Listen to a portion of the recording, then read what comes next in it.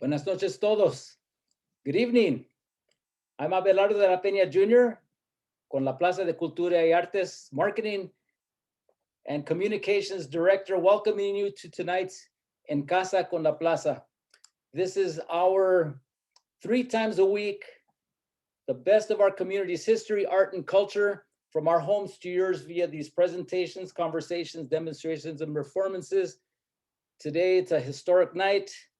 We'll talk a little bit more about it, of course, but if you're on Zoom, welcome so much to joining us on tonight's En Casa. Use our chat to let us know where you're viewing from. Q&A, we're taking questions and we'll give you answers. On Facebook Live, thank you so much for joining us as well. We have our comments section there. Let us know where you're viewing from. Give us your comments, your questions. We'll be taking them and we'll be answering them throughout the presentation, throughout the discussion by our esteemed panelists. We'd like to thank our sponsors, of course, Kaiser Permanente and PepsiCo for making En Casa con la Plaza possible. We've had other sponsors that have supported us since this last April, and we thank you so much. And also thank you for coming on tonight on this historic night. And to lead us off on this panel discussion, I'd like to bring up one of my favorite people, my boss, John Echeveste, the CEO of La Plaza de Cultura y Artes.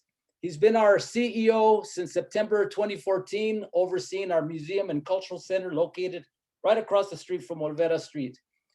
We tell the story of Mexican Americans, and all Latinos and Latinas in the evolution, growth, and history of our community.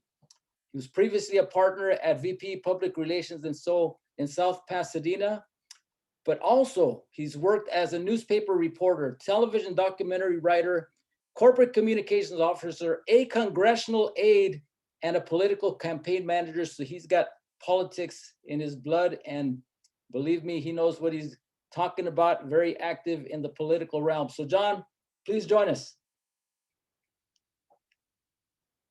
Okay, well, thank you very much, Abelardo, for that very generous introduction. And your raise will be processed tomorrow. So you're cool. You're cool.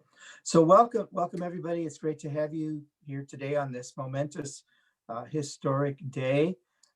This is a day that most of us have been waiting for 4 years, right? And I think we can all take a collective breath now to say we made it. It's over. It's here. Our long national nightmare is over.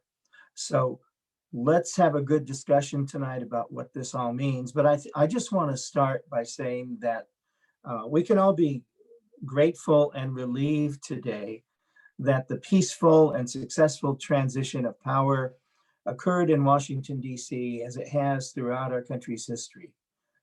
The scourge of the last 4 years, this aberration of a presidency, is now behind us and will now be left to the historians and the prosecutors for final judgment. We move from a period of America carnage to America renewal. Our political pandemic is now removed from the White House, and we now face the larger pandemic with new energy, and that pandemic continues to ravage our country. If there's one word that has been used most widely to describe Joe Biden, it's that he is decent, and this hopefully will be a time now of decency. I would add to that, of course, that the president is caring, he is genuinely patriotic, and he is completely unselfish. As Abelardo said, early in my career, I worked several political campaigns. And I had the opportunity to first meet Joe Biden in 1974 when I was working a congressional campaign in the Whittier area. And Biden was a newly minted U.S. senator from Delaware, a young senator, the youngest in history at that point, who came out to campaign for our candidate, who essentially lost. But it was a good campaign. And I'd like to say that Joe and I remained friends through the years, but of course, that's not the case. But he delivered a very moving speech at Whittier College, and I watched with awe as his resolve and sense of purpose have driven him and guided his political career through the years. We should all be relieved that we return now to a period of normalcy, of decorum, and hopefully civility that has been missing in action from the country the last 4 years. The game show has now been canceled due to low ratings. The country is now being managed by competent, qualified men and women of all backgrounds and colors who answer not to the political good, but to the public good. So how did we get here and where are we going? Well, those are two of the key questions we're going to be discussing tonight with our very distinguished panel, which includes a political scientist, a political journalist, and a political grassroots organizer. So we're very grateful to have you all here tonight. So let's start with introductions very quickly, and this could take the whole program, so I'll try to make this quick. Stephanie Loera, there in the Dreamer shirt, is actually a part of our La Plaza team, and Stephanie serves as Director of Special Events and Program Partnerships with us at La Plaza for how many years now, Steph? Over 5 years. Over 5 years. Okay, great. In her off time, for the last year or so, and she'll tell you more about this, but Stephanie created and has led a grassroots political organization called the Puro Political Pari, and she can tell you all about that and the work that it's done to get Latinos more involved in the political process. Gabriel Buelna is a doctor of political science from Claremont School of Politics and Economics, and also a faculty member at Chicano Studies at Cal State Northridge, and serves as a trustee with the Los Angeles Community College District, where he just finished a meeting. So good for you for doing your duty there. And he's also an attorney in California. And Gabriel also has a YouTube channel and a new show on KPFK called We the Gente. So Gabriel, you can talk to us more about that and let us know how we can follow you there. So good to have you here too. And last is a longtime friend and a longtime journalist, Pilar Marrero. Known Pilar since I would call it the heydays of her time at La Opinion as a political reporter there. And interestingly enough, Pilar has covered the last 9 presidential elections. So that goes back to what, Hoover or something like that, maybe, but it's not that long, but quite a while. And she's also, of course, covered the local and statewide political scene. In 2018, she was named by her peers at the CCNMA, the California Chicano News Media Association, as Latina Journalist of the Year, based on her work. She is also a published author who wrote a book in 2012 called Killing the American Dream, which chronicles the last 25 years of immigration policy mishaps in the United States and its consequences. Most recently, I had the chance to work with Pilar as she served as a consulting producer for a documentary called 187, The Rise of the Latino Vote, which documented the campaign behind Proposition 187, which we know had very severe consequences for our community and was eventually overturned by the court. Very thoroughly researched documentary that is available on the KCET website. So with that, we have a very distinguished panel. I feel like I'm on MSNBC with these high-powered people here, but let's just start with some general reactions about today's events and what happened and what that means for you. Any general takeaways from the inauguration events today? Stephanie, you want to kick it off? Sure. Wow, just I would say like unbelievable. Like the fact that we are here and we're, like you mentioned earlier, I feel like we could breathe. And it just means something so different when you've been pushing so hard and, sweat and tears and difficult conversations have been had, and a lot of obviously collective passion and work going into this. So much happened, and so it's almost surreal, to be quite honest, but very proud, because there's no way that this happens unless that collective push happened in the first place. So I would say that it's my initial reaction. Yeah. Okay, great. And Pilar? God, I mean, as a reporter, as someone who has covered, as you said, many presidential elections. Actually, my first was in '92 with Clinton. As a reporter, you kind of remove yourself a little bit from the emotions. But this time we couldn't take it for granted. I mean, given everything that's happened, I think a lot of people were engaged emotionally, and most of my friends were posting that everyone was crying. So, and I think that has to do with the fact that the United States has lived a long nightmare, like you said, John, but also like we came close to really subverting our democracy. I mean, just 2 weeks ago, we had, I don't know how to call it. Some people say it was a soft coup or a attempted coup or just an uprising, or I would call it subversion. We really came close, but not just 2 weeks ago. For 4 years, we've been governed by gaslighting, lying. It's not merely political spin. Political spin happens in every administration at all, in politics always, but we were living something completely different. And this is not going away. I mean, I don't think it's over completely. I think what has left behind is not just some bad legacy, but also a whole lot of people that are living in a parallel universe, and a lot of them belong to one political party. True. Okay, Gabriel? Well, I like the word in Spanish, golpe de Estado, better than coup. Coup is kind of like a one-syllable kind of word, golpe de Estado. The violent hitting of the state. And I think when you say it and understand it like that, it was a violent, right? It was an attempted golpe de Estado.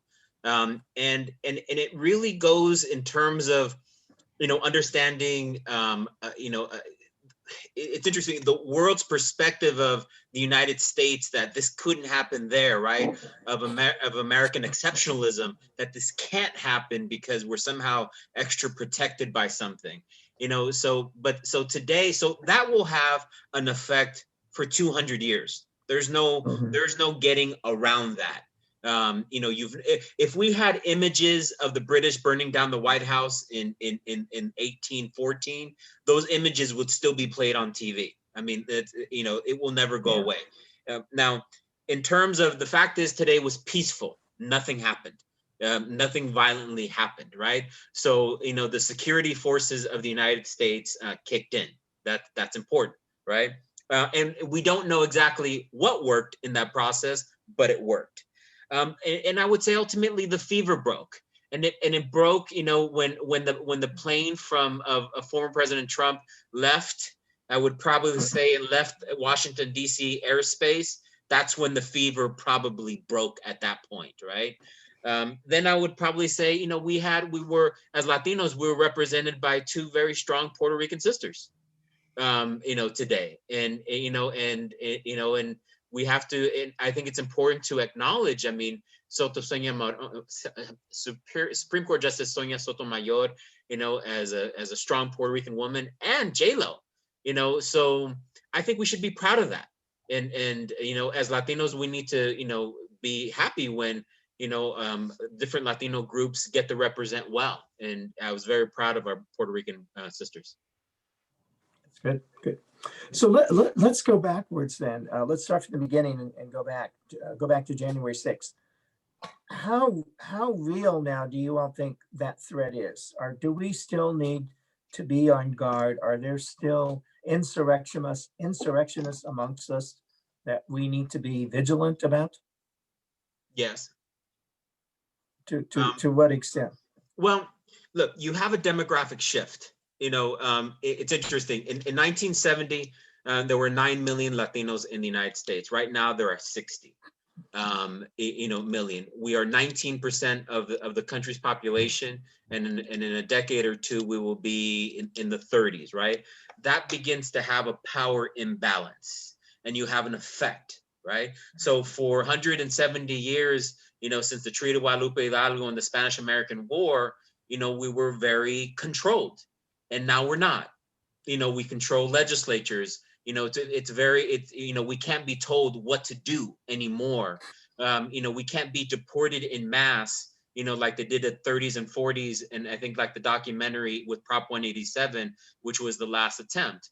So, you now have that happening and I wrote an article for Latino Rebels called The Mexican Wall. You had Arizona, California, Nevada, Colorado, New Mexico, all a very strong wall where Latinos, but specifically Mexicans, came out in huge numbers, and you could see that effect on the map, so that's going to have an effect. And in Georgia, the heart of the Confederacy, where you had Sherman's March, they lost. I mean, so when you have that loss of power that you were expected to be in control, you're going to have outbursts. Like people like 70 million people voted for Trump. Well, so what? You lost the election. I mean, well, it ends there. But they're not able. When Hillary Clinton lost, or when we lose something, well, too bad, right? But when Trump's people last, oh, let's give you therapy. No, we're not going to give you therapy. You lost. Go home. Yeah. Yeah. John, I think this is an ongoing threat. These groups that showed up at the Capitol on January 6th, some of them have been around for a while, the anti-government people, and they have done terrorist attacks in the past, You had neo-Nazis, you have white supremacists, you had the people, regular people radicalized by Donald Trump, and something called QAnon, which you may have heard about. And I think Stephanie was talking a little bit about that when we were offline, that just our own families, regular people, are being radicalized and influenced by this monster. QAnon, believe it or not, started out as something kind of obscure, alternative, like in a very, corner of the internet. And it's now basically mainstream. And it's now a big part of one of the political tendencies of the United States. And it's also mixed in with certain evangelical groups who are, mixing the evangelical Christian stuff with all these other made up conspiracies about pedophilia and all the, cabal and all that. You want to laugh when you hear these things, but the reality is that a lot of people are taking this very seriously, and it is a very violent group, or a very violent ideology. And so not everyone is going to act out, but there's always a percentage of people who are willing to act out. And this is what happened. And I don't think that threat is over by a long shot. Yeah. Yeah. And of course, we've seen groups like this arise through the country's history too, raised around, who have come together around various issues before. The difference now, of course, with this group is that they have social media at their disposal, so they're able to communicate with each other readily and instantaneously. They have the media, they have a media network on their side as well too. So all the resources and tools are there at their disposal to carry out whatever they want to do, which makes it much more difficult. Have you seen this in the Latino community? Has this movement spread within our community as well too?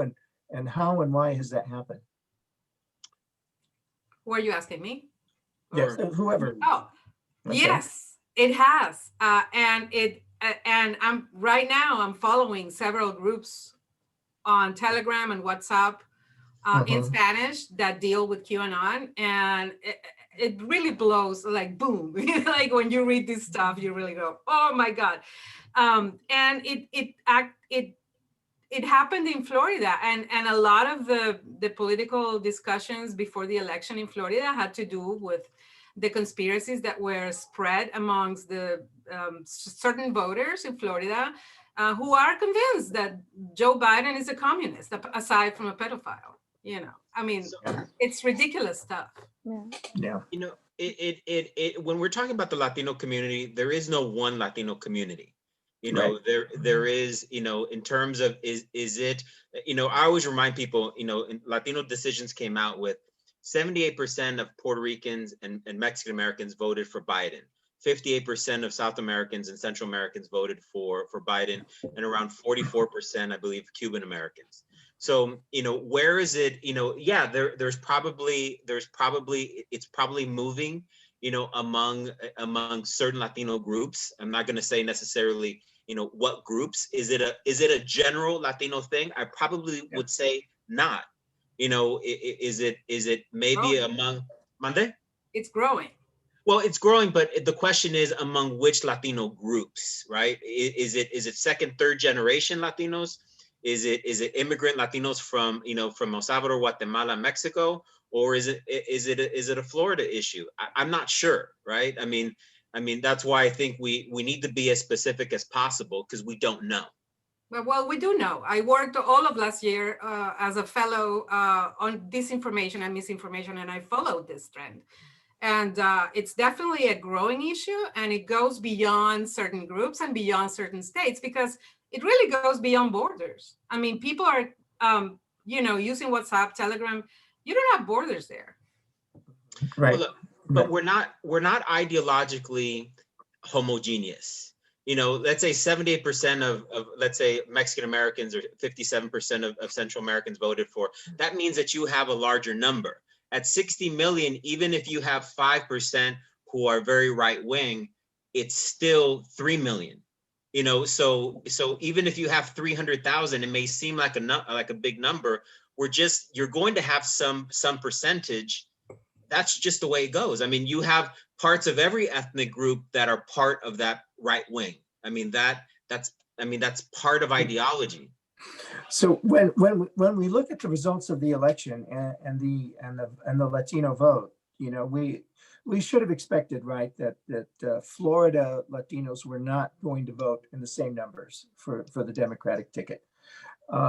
We saw that in Arizona, Latino voters made a difference in Arizona and probably in Georgia too. But what happened in Texas? How do we explain what happened in Texas and the drop off there?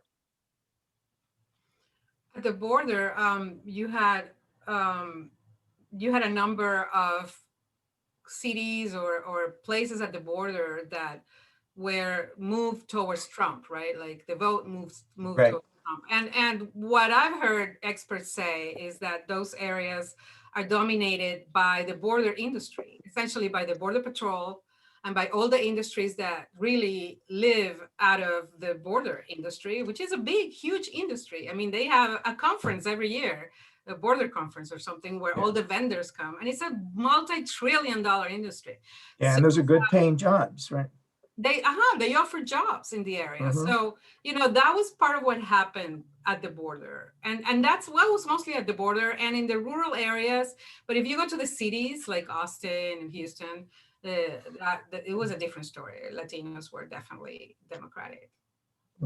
If I can also say too, registering voters and voter outreach is pretty tough in Texas as well. I mean, you have to be deputized to even be able to reach out to voters. So I know that, along with the various voter suppression tactics, it's a very real thing in Texas as well, and something we experienced because we were hungry to try to how do we get the vote out? How do we reach voters as a grassroots group?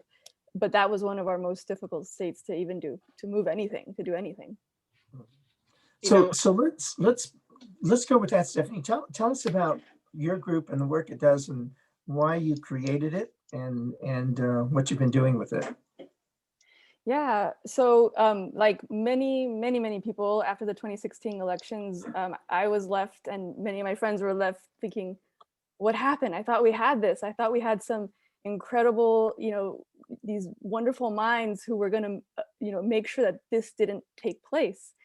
And we kind of came to this realization that, wow, well, actually, kind of in the way that the youth poet laureate put it today, I think she encapsulated this in these words. She says, "For there is always light if only we're brave enough to see it, if only we're brave enough to be it." And that's kind of what hit a lot of us, I think, throughout the country.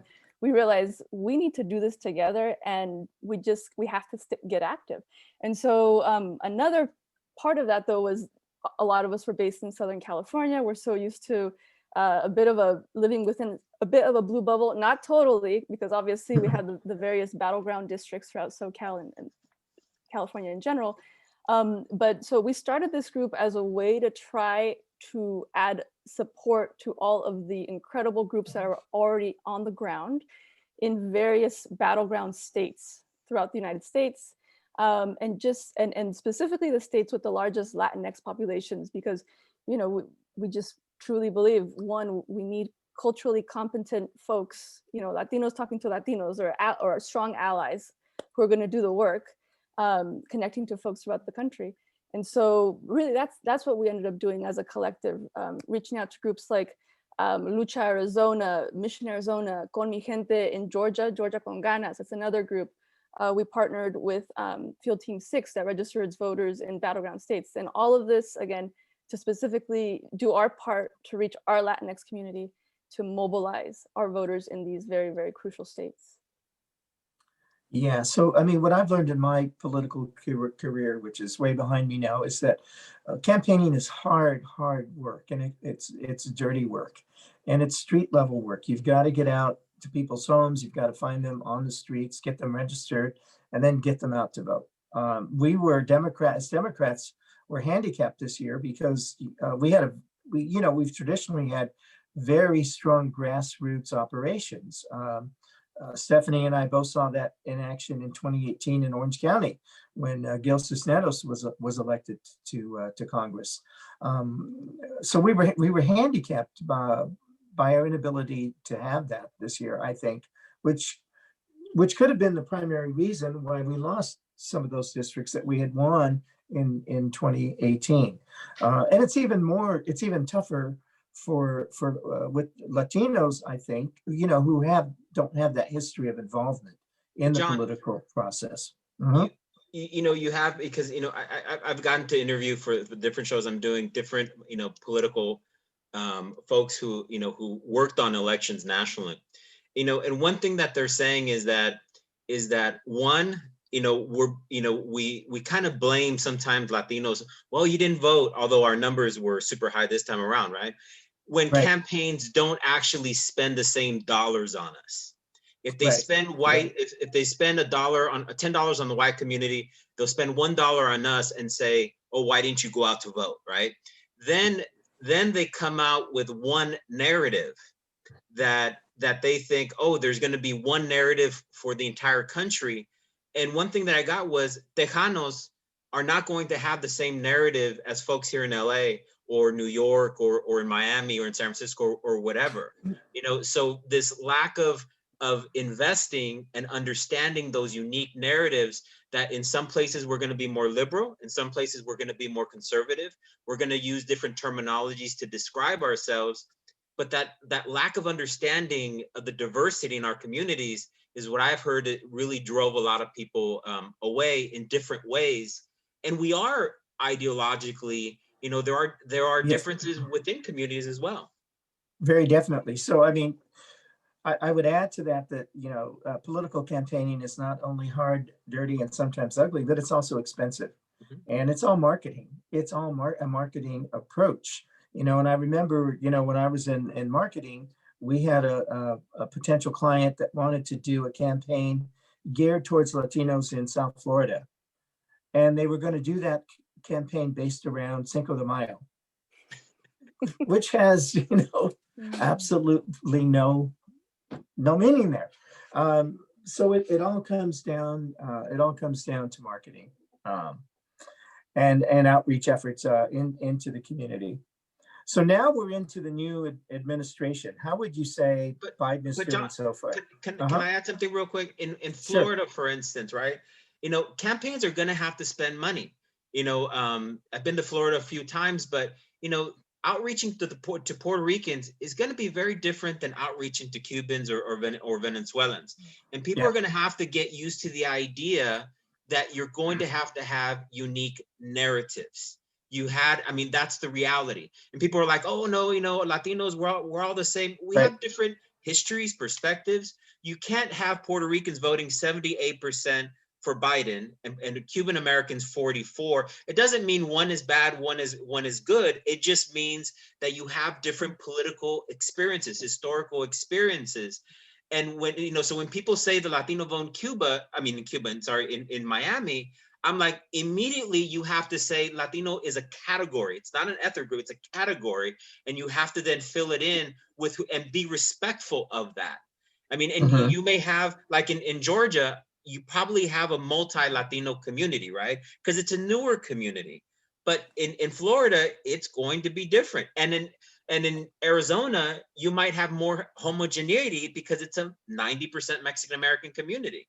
And in Texas, you may have a lot more Mexican Americans who are a lot more evangelical and might turn more Republican because of that evangelicalism. And I'm making some generalities, because you just can't do that one narrative, which is dangerous, actually. And let me ask, that's a good point. Do the Republicans then understand that better than the Democrats? Yes. Because I think the issue that really resonated in South Florida was this threat of socialism, right? Yeah, but from the beginning, Trump went down those stairs, right? And the author of the book, I forget the one that Trump wrote.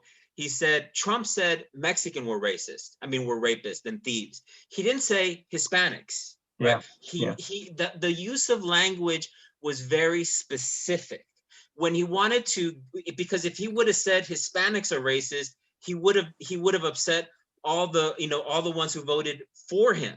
So he knew, because of Prop 187, because of all, a lot of the, kind of historic anti-Mexicanism, that you could use that language and people would react to it. Where Hispanic and Latino, they're very ambiguous, and people wouldn't get that messaging. So the right wing has used codes all the time. He threw paper towels at Puerto Ricans. He knew who to do it to, because he knew that certain people would make certain groups angrier. It was specific. It was targeted. Yeah. We definitely saw that.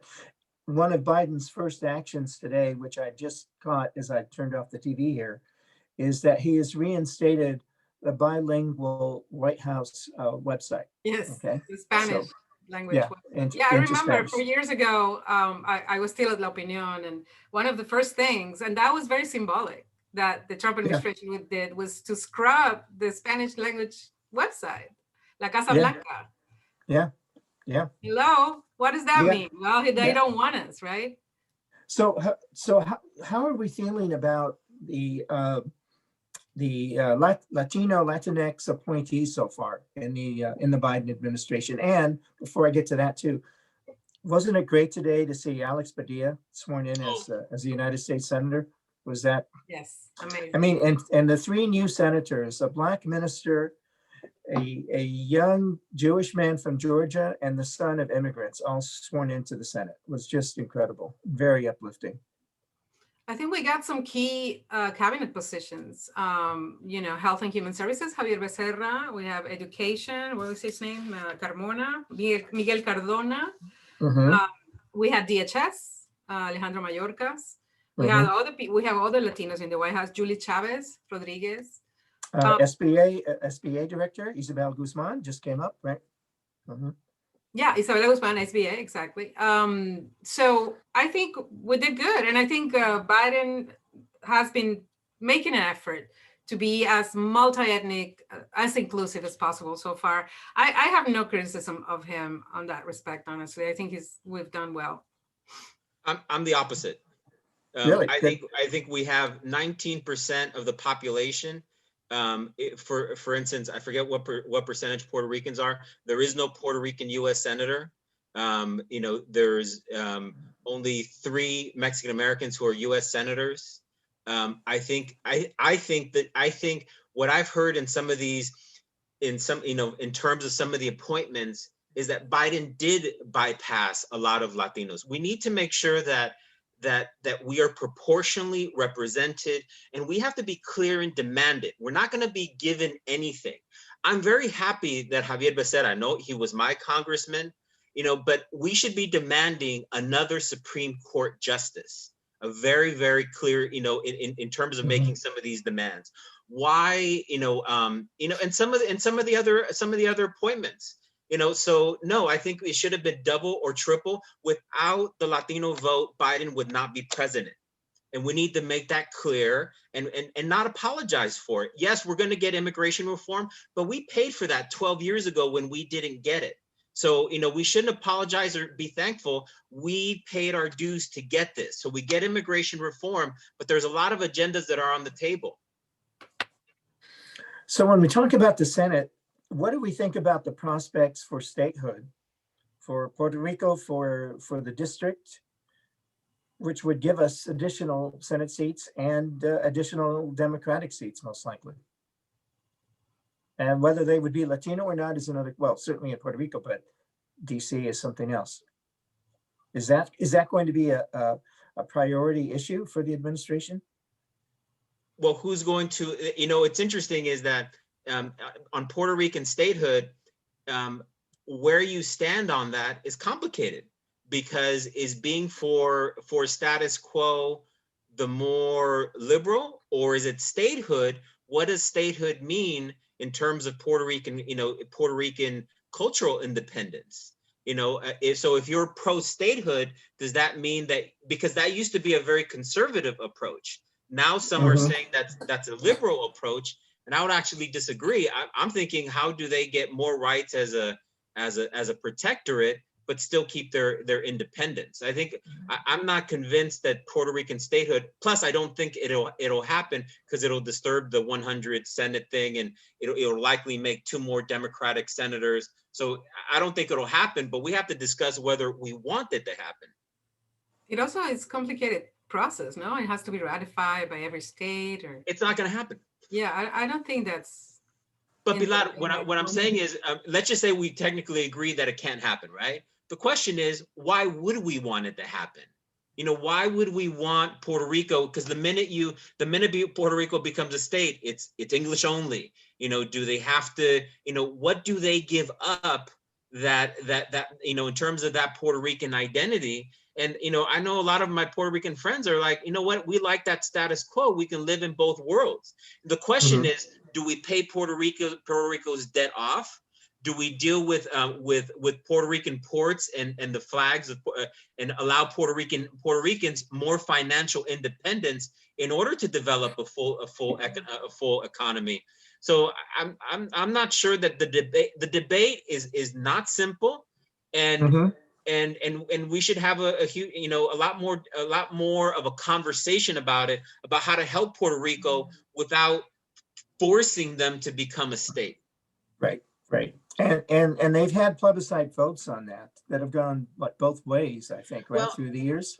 Right, but what's interesting is that the independence movement of Puerto Rico has always been split, because you have a large part that may want independence, but they vote for status quo because they don't want the statehood component to win, right? So you have very strategic voting in how you have in how they've done that. But it's a hornet's nest if we get into it on that, and there's no easy solution for that for a few decades. Yeah. So let's move back to the mainland now. Now, what do you see as the primary Latino agenda items for the new administration? Anyone want to jump in with that one? I've got a zillion, but okay. But my colleagues.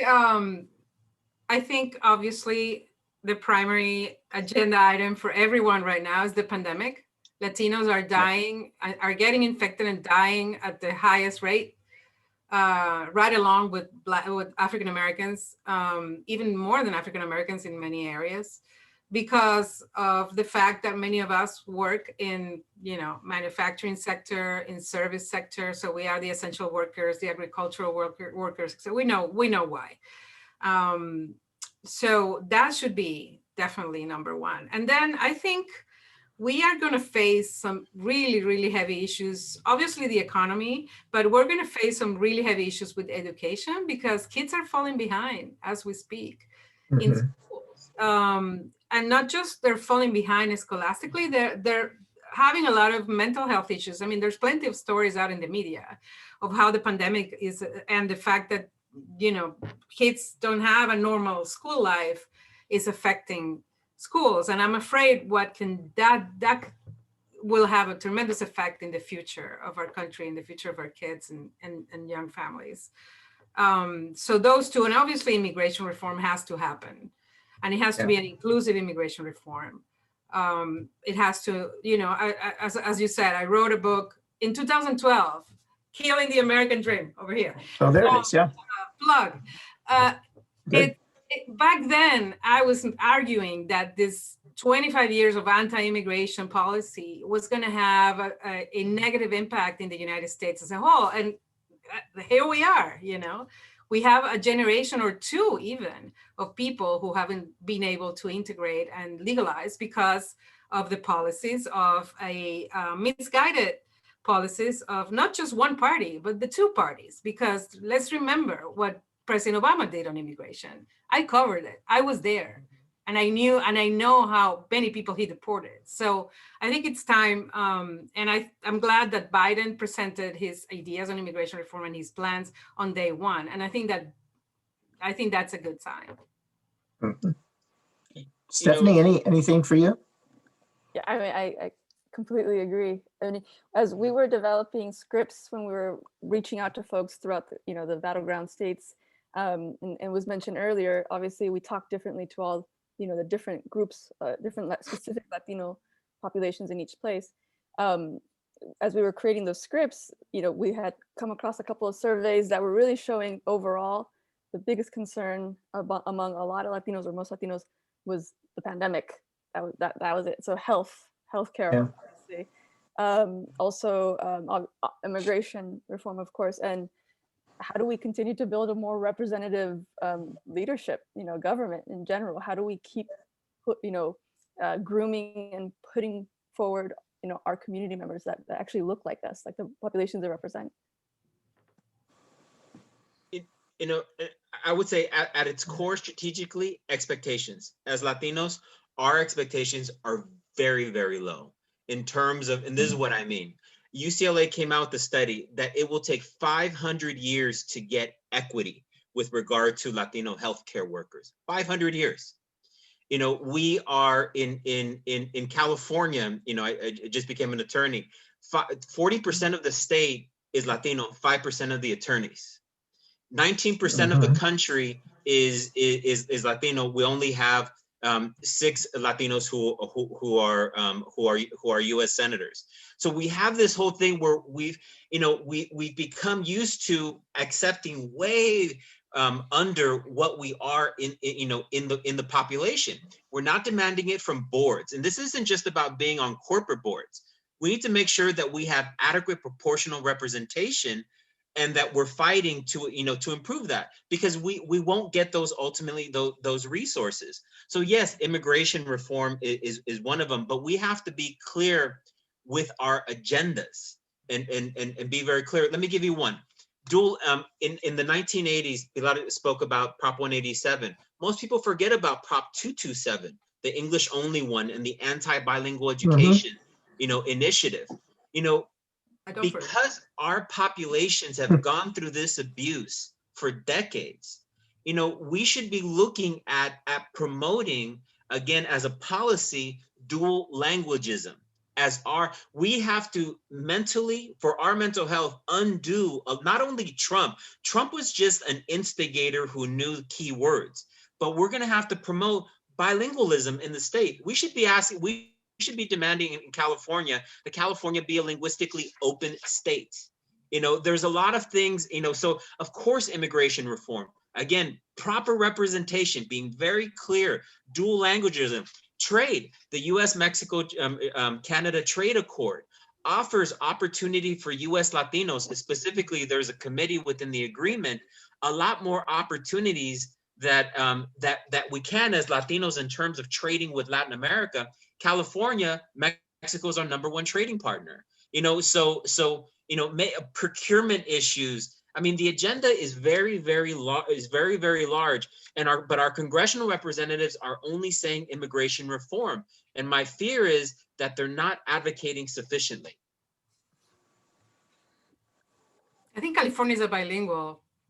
Oh, but officially, but Pilar, for, you know, let me give you an example. La Plaza, right? I'm very proud of La Plaza as a museum. Why in Los Angeles do we not have multiple Latino museums already? Because the institutions don't allow it. We know the funding. We are under La Plaza, whatever their funding is, you guys are underfunded by at least 2,000%. You know, and why aren't we advocating for it? Because, you know, people are like, oh, don't rock the boat. We need to be rocking the boat, because at La Plaza, you're not going to get more funding unless that boat is rocked. Well, that's the subject of a whole other program, but you're so right on that. And that's an issue that we've been discussing. We recently formed a group called the Latinx Arts Alliance, which is made up of the 5 Latino museums in Southern California. And that's exactly why we came together, for advocating for better resources for our museums. And where that really comes, though, is from the foundation sector, because that's where the big bucks come for museums. And we have not been getting our share of foundation funding at all. But John, if I can disagree with you, it comes from ideologically being angry about it. Oh yeah. And making, and this is where we need our brothers and sisters in Spanish language media to be more advocates in pushing and helping pushing a lot of our agendas, because we are not represented at all in English language media. I think only around 3%. Like, let me give you an example. I was watching CSI LA, right? Where it's a LA based show, yet there were no Latinos on that cast. Why is that okay? You know, you know, it's just, but we're not, you know, we're happy with some of the stuff that we're getting, and our anger level should be through the roof. Well, I have bad news for you, Gabriel. Spanish language media is on the down and out. Yeah, it really has changed. I worked in it for 30 years.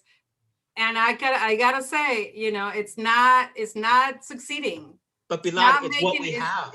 It's not doing well. Economically, it's not prospering. But what I'm saying is, it's what we have. And you know, I worked at La Opinión for many years. We advocated for all that stuff for years, for decades. You know, and you know what? Nobody can say that we didn't. Why is that, Pilar? It wasn't long ago that we saw all the major media companies rushing to start Spanish language TV networks and magazines and newspapers, and very few of those are left now. What happened? Well, they think they can make money easily, and they don't realize, you know, you have to adapt to a specific audience. You have to, you know, many people come from out of state or even out of the country. La Opinión was bought by Argentinians. And they come here and they think they're going to make a bunch of money because there's a lot of Latinos here. But hey, you know what? You have to actually know what you're doing. You have to know who you're talking to. And so this is what happened to La Opinión, for example. But Pilar, that's a different argument than the market isn't necessarily here. For instance, Netflix is doing quite well with its Spanish language, Spanish language production, right? You're talking about journalism. No, I get it. But in terms of the whole Spanish language component of media, right? That you might, you know, it's like, for instance, in years back where McDonald's used to say, oh, people aren't eating meat anymore, but why is In-N-Out making a lot of money? Maybe their product isn't as good as it could be. Maybe they're not representing, you know, like I, for instance, like watching news out of Mexico City than watching news in Spanish here. It's more interesting. I mean, I can't tell you exactly why, but when I watch Spanish language news here, it's different. I cannot argue with you there. Yeah. Mande? Yeah. I cannot argue with you there. I agree. Then it's not that the demographic isn't there for these things to be successful, is that those who are there may lack the imagination to actually be successful. They should be doing a lot. For instance, 70% of Latinos actually don't listen to news in Spanish, right? But Univision, Telemundo, Azteca, they could be doing a lot of stuff for US Latinos in English as well, and using that production value. Well, they tried that. They tried Fusion and it failed. And it didn't fly. Yeah, it But didn't maybe fly. it was their modeling, right? Because everyone starts with this It's homogeneous model. complicated. Yeah. Yeah, it really is. It really is. And it's not only that, but and again, this is the subject of a much bigger discussion, but We're excited about it, John. So let's do We it. need Let's so many other Zooms, We'll John. do it again. I mean, what I worry about too is we used to have a very thriving industry of community newspapers in Southern California. Okay, that has now pretty much disappeared. Well, when that happens, who keeps an eye on what's happening at city councils? Who Yeah, keeps an eye on what's local happening coverage, at school yeah. boards, right? That is largely, I think, what led to the scandals that happened in Southgate and Bell and Maywood and those communities, because there was nobody there Absolutely. that was following what was going on there. But anyway, that's another subject. That's another subject. How many of you were concerned about the November election that Biden wasn't going to win? Where were you all at the time? Yeah, before. I know Puro Political Pari, we lit a candle. We made a makeshift video with Biden on That it. may have made the difference. Stickers, I voted stickers and we're like, let's see. But I don't know, at the same time, I think we were pretty hopeful. I think there's some nerves definitely, but I felt pretty hopeful because otherwise I don't think we would have put in the work that we did as a collective unless we felt like we truly had a fighting chance at pushing forward. So I think a little nerves, but we trusted. Yeah. I'm ditto with Stephanie to the word. I mean, I became super religious, went back to my super Catholic roots. If I could have gone to church, I promised God that I would go 10 times. So it was unthinkable. It was unthinkable, and at least to me, and I'm not trying to exaggerate at all, but for the sake of humanity, it didn't happen. Yeah. I have to say, I'm a political reporter, and I was convinced in 2016 that Trump couldn't win. So I was completely wrong and there. Yeah, so well, this time I was scared. I honestly was scared. Unfortunately, we have, this is a country that has a lot of issues, politically, and the divisions that we have, and the resurgence or the ability of this whole white supremacy mentality to just become mainstream and become acceptable because you had a president in the White House. I was really scared, as it approached and I saw what was happening. I had more and more the confidence that Biden was the man and that he was going to be able to win. But I was also afraid about Trump's reaction. And, we all saw what happened. It was very scary. And people, I have many friends and family all over the world, in Europe and Spain and in Venezuela, in Mexico. And people were laughing at what was happening here. People were like, what the hell is going on in that country? You're supposed to be the oldest, most amazing democracy in the world, right? And set the example, right? Can I ask Pilar a question? Pilar, why were you surprised if you saw this occur in California?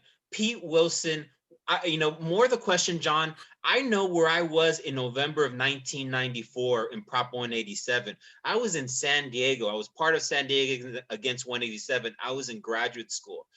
So that's seared in my head. Pete Wilson was nothing more than Donald Trump. Then we saw what happened in Arizona with 1070 and the anti-Mexican American studies stuff. So there's been a steady increase of that activity, and it had to hit national. I mean, so it hit in California here, and we almost had to go through it. Like in California, the moment Pete Wilson was away, we knew where Republicans were going to be. And the Republican Party hasn't gotten over that, right? They haven't developed their identity, yet. And that nationally had to happen. I wasn't surprised at all.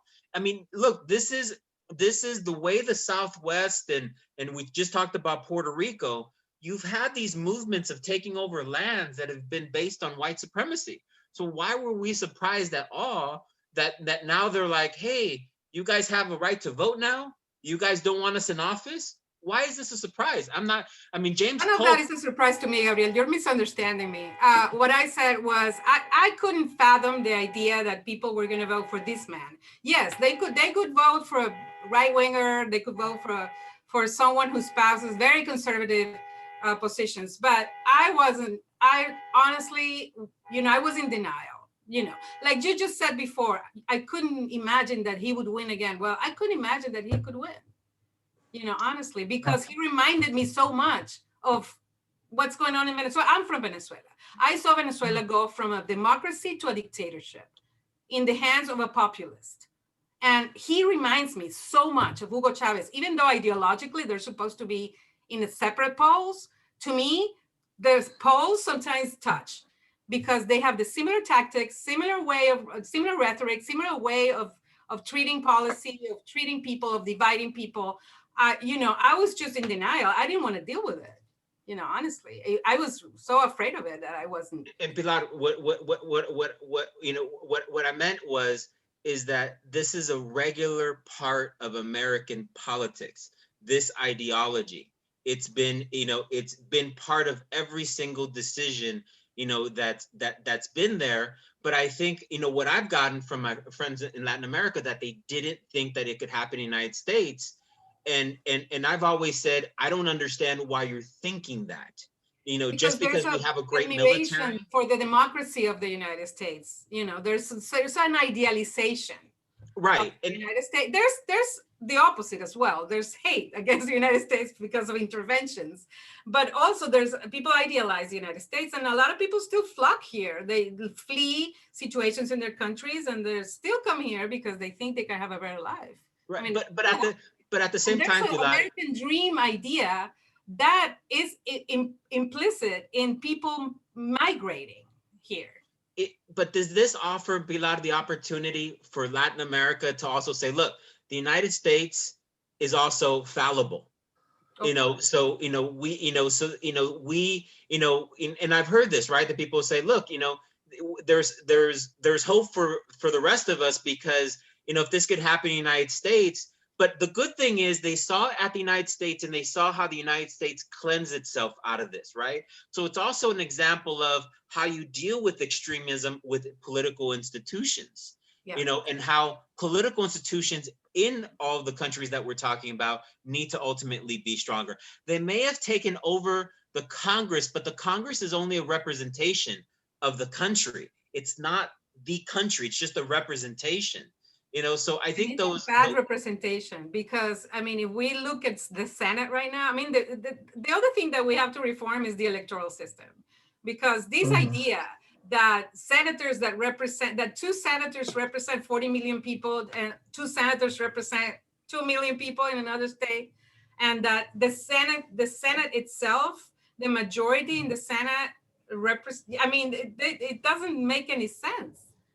It's there has to be a way to even this out. And the Electoral College, honestly, I'm sick of it. It hasn't worked in our favor, that's for sure. What about impeachment now? As impeachment is moving forward, and conviction and stripping Trump of his right to run for office again, and other perks that he would give. I can make no case for him receiving national security secrets anymore. I just don't understand why and how that could possibly happen. Give him fake information. Yeah, right. Yeah. Yeah. Let's give him QAnon stuff. Yeah. Well, of course, he never read those things when he was president. Why would he read them now, right? So why should we worry? He would need to be convicted, and then after conviction, the Senate would have to vote to take away those perks. To strip those. So they need 2/3 for conviction, and then they would need a simple majority for taking away all those perks. So I'm hoping it can happen, but I don't know. I'm not entirely sure that the numbers are there. The bigger question is, I think that some of the listeners might be, is should it, right? Because we have so many appointments, right? And remember, in presidential history, it's the first 18 months, really the first 12 to 18 months, where new presidents this is the time period where they get their policy agenda through, right? Because once you start getting into, 2022, you start getting into the midterms, then you start getting into re-election. So he has a short time period, so the question is, right. do we want to waste time, on that, right? Now, however, then the question is, do you not impeach and do you then promote this type of behavior in the future, right? So it's that balancing act of, at the end of the day, there's going to be a trial. Will they get 60 votes? Depending on the evidence. If they have any smoking gun that, because I think it has to go to 66, that Trump actually met with people and you have witnesses and you have text messages and those things, they might get 66, but it's going to be tough to get to 66. Yeah, and Mitch McConnell has been saying the right things. Whether he does the right thing is another question. Okay, they'll flip tomorrow. But Mitch McConnell has a caucus that is afraid of being, of confronting the Trump base. Yeah. So whatever, I think McConnell is eager of getting rid of Trump at this point. He understands that he will otherwise essentially choke the party to death. And that may happen, he may have a choice to allow it to happen. I don't know. Well, there's a saying in Spanish, el interés tiene pies, right? So if you have Republicans who see it in their interest to get rid of Trump, then they might do it. But will they do it for the sake of democracy and good? No. No. Yeah. And to your point too, Gabriel, we got to move quickly because normally the party that wins control of the presidency loses the Congress 2 years later. Yes. So that could happen. And it's slim. I mean, it's exactly. You have to begin with, right? Yeah. Yeah. So let's enjoy these 2 years, people. Yeah. Well, I would say 12. Oh, no, you're right, 2 years. But in terms of the 12 months, we've got to, again, you've got education reform. Well, immigration reform is number one. We cannot let them off the hook on that. Redoing of the tax system to give California what Trump stole from us. Let me just say, the entire border wall should come down. People are going to be like, oh, that's a waste of money. Symbolically, we need to all go and take a sledgehammer and bring that thing down. We need to make sure that just like the Berlin Wall came down, there's a reason that it came down. That wall has to come down. Well, we shouldn't be apologetic. Signed an executive order stopping it. So well, I know, I understand that, but we need bulldozers. That's not going to happen. Well, it may happen depending on how angry we get, Pilar, because it's symbolism, right? People might say, why waste money? Because money was wasted on it. And we need to ultimately show our population, if we want them to vote, that their vote will get that wall taken down. I'm looking forward to those big protests that you're... Mr. Biden, tear down that wall. Just like Reagan said to Gorbachev. We want to see you with a sledgehammer down there. We'll go together. All right. Let's go. Do it. I saw that a story today that the bulldozers are literally on hold at the border, waiting for direction on what they should do. Oh, do they pack up and leave, or do they continue work? Or on the Mexican side, tear down from that side. Yeah, that was good. So I see our timekeeper is back here. We got it. We're excited. Yes, we need to go. I know. Can we go extra innings here? Any questions that we have from the audience? Let's see. We have questions. We have comments. Some really good comments based on Jose Bellman, for instance, is saying, Pilar, you're so right about far right left extremes meeting. Populist demagogues are psychological type more than ideological. It's a will to power, appeals to the mob, any mob. That's my friend. Yeah. And I liked I liked the George Carlin line that I posted on my Facebook page. And he said, never underestimate the power of stupid people in a large mob. Right?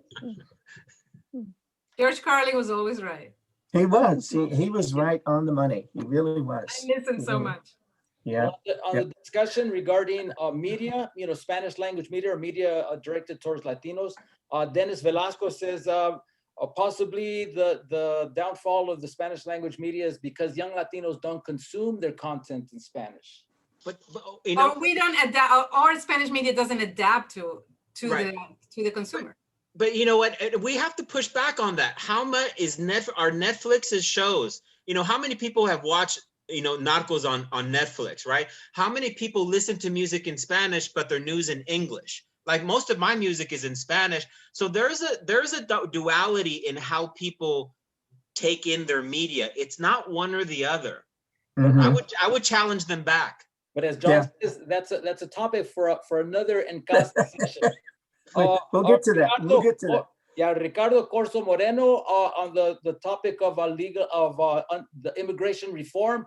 That's the most important issue for him. And he says his comment is, if you legalize undocumented Latinos with a 5-year path to become citizens, that will increase political power.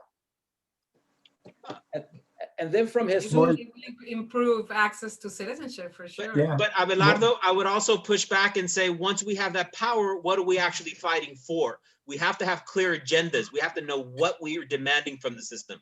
So that, you know, and Gabriel, that's a good point too, that we've been discussing with the Prop 187 committee.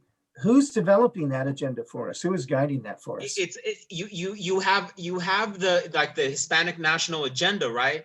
And it's very not clear, you know, because, you know, what I've seen is that you have a difference between these national Latino organizations and then where Latinos are differently in the country, right? Let me give you an example on Puerto Rican statehood, right? And I like talking about Puerto Rican statehood because I'm Chicano, so I'm not Puerto Rican, you know, so, you know, I don't have an interest in it specifically. You have any skin here, right? Yeah. Yeah, but the National Hispanic Alliance is only saying, oh, we want Puerto Rico to have debt forgiveness.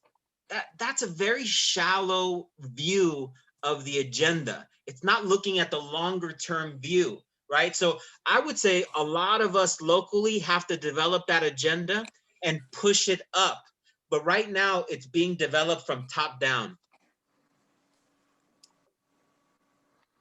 Good. Okay. And go ahead, John.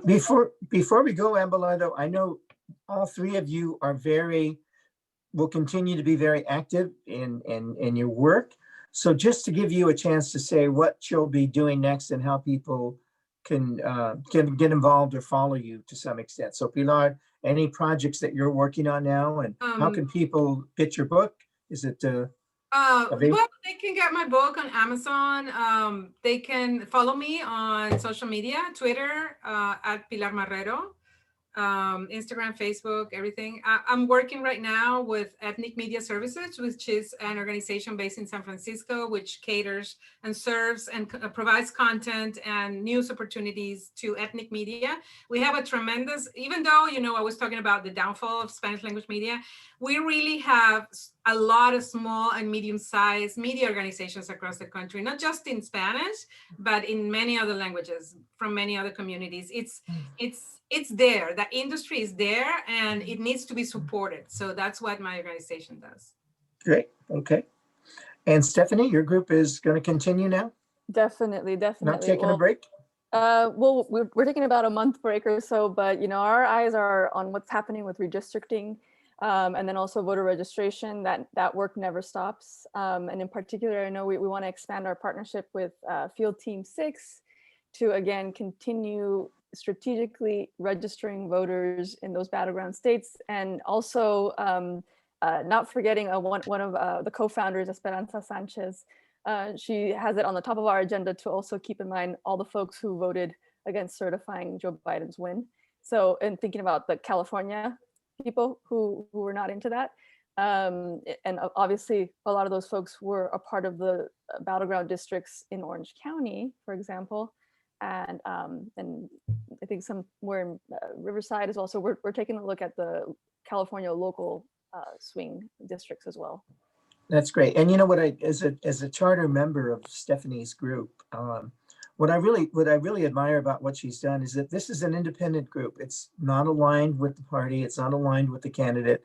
It's just a group of people who have decided we've got to take action ourselves, and we can't wait for somebody else to tell us what to do. And as I said throughout the campaign, you know, because I see this a lot, we're not going to win. We weren't going to win this campaign by arguments on Facebook. You know, it wasn't about that. You've got to go. deeper than that. You've got to get off your butt and walk and register voters and get them to vote or make phone calls. And if I could say, and going back to Pilar's point as well, we have to stay in conversation with each other. We have to be, and you know, we have to talk to our family members and friends about, you know, pulling them away from perhaps other information that they're getting on social media or from other people that are linked to misinformation and conspiracy theories. I mean, and that's also part of our I think our group's mission too. It's very serious. Good. And Gabriel, besides school board and other boards and attorneying, and what else you up to? Them little things. So I have my YouTube channel. If you go to Buelna News, Buelna Buelna News, and subscribe. You know, but the biggest thing is in terms of this issue of what are we going to do now and the agenda. And I would say to just reiterate is that the folks out here, I think we're only at around 3% of the overall Latino agendas that have been discussed. And I think you know, we've got to really, you know, liberate our minds in terms of what we expect, you know, from our citizenship and participation in American society. Because I think one of the reasons that Trump was able to really target us is that, you know, he saw us as somewhat being weaker, because we're not demanding from the system, and we're, you know, just accepting, you know, homogeneity when we're very diverse, and we should celebrate that. Let's remember, the United States of America was always developed as a United States. It was always a diverse culture, a diverse country from the get-go. So any move to remove that diversity is actually anti-American. You know, and let's remember that Native Americans, you know, gave the founders a lot of the ideas of federalism and a lot of those concepts.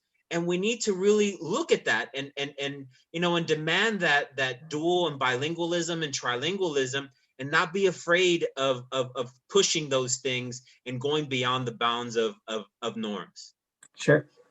And nowhere is that more true than right here, which is why we're also at the Plaza fighting the renaming of Figueroa Street for Kobe Bryant. That's horrible. Figueroa was a civil rights leader in our community. He's the one who wrote the laws when this was Mexico, making sure that California ended slavery. You know, and let's also remember where Trump went his last time. He was at the Alamo, where you had Americans who were trying to bring slavery back to Texas because Mexico had eliminated it. You know, so those are all important details. I know that went beyond the question, but, you know, you got me pumped up. Good. Any more questions, Abelardo? Well, we have a lot of comments here. We have Joel Bellman. Again, this has been great. Looking forward to future installments of this fascinating and vital discussion, which I'm sure we will. Enrique Buelna, you may know who that is, Gabriel. Yeah, I kind of know him. Yeah, we need more of this kind of discussion. I'm enjoying listening to Latinos delineate critical issues in politics. Our issues. We definitely need to hash out our agenda coming forward. So that was one of the topics, and I think one of the points that all of our panelists were trying to imbue that yeah, we need to set the agenda. We need to meet locally amongst each other and do what's best for our communities, because it's not just a Latino community, a big homogeneous. We are separate communities, but we all have similar values, similar cultural things that resonate with us. Work it out amongst ourselves and then push it forward so that we're better represented. So thank you all. Thanks, John, Gabriel, Pilar, Stephanie, for this fascinating discussion. All of you out there, if you came in late, you didn't catch it all, we have been recording this. We will be putting it on our YouTube channel at La Plaza LA, also on our website, lapca.org, and it lives on our Facebook page, of course, at La Plaza LA. We're going to stick with the theme of Washington, D.C. We spoke about that, of course, in this discussion, but this Friday, we have the return of our friend Dan Guerrero and his happy hour with Eduardo Diaz, who is a 30-year veteran of Arts Administration, currently running the Smithsonian Latino Center. And as you know, just last week or a couple of weeks ago, the Smithsonian National Museum of the American Latino in the National Mall has been forwarded. So hopefully he'll be giving us some more information about that and how the art, culture, history, which La Plaza, of course, is part of, how it's furthering our community. So that's it for me. Please. Muchas gracias. It was our pleasure to have you all. Any last words from any of you, please? Grateful for It's a new today. day. Yeah, Yes. thank you all for all your insights, and let's just keep moving it forward. Absolutely. And definitely a day to celebrate. So let's get the party. If you haven't started the party already, I'll get some wine right now. Yeah, I'm gonna get started right after this is over. But thank you so much, and thank you all out there. And come once more to En Casa con La Plaza here on Zoom, Facebook Live, and all our social media channels. Muchas gracias a todos y muy buenas noches. Buenas noches. Adiós. Okay, Thank you, Gracias. Stephanie. thank you guys. Thank you, Pilar. Thank you. Thank you. Thank you guys. Gracias, Thank you, Gabriel. Gracias, Pilar. to everyone at La Plaza, John and Abelardo. Thank you. You guys rock. Good. Thank you. See you All right. again. We'll Be have you safe, back. everyone. Bye-bye.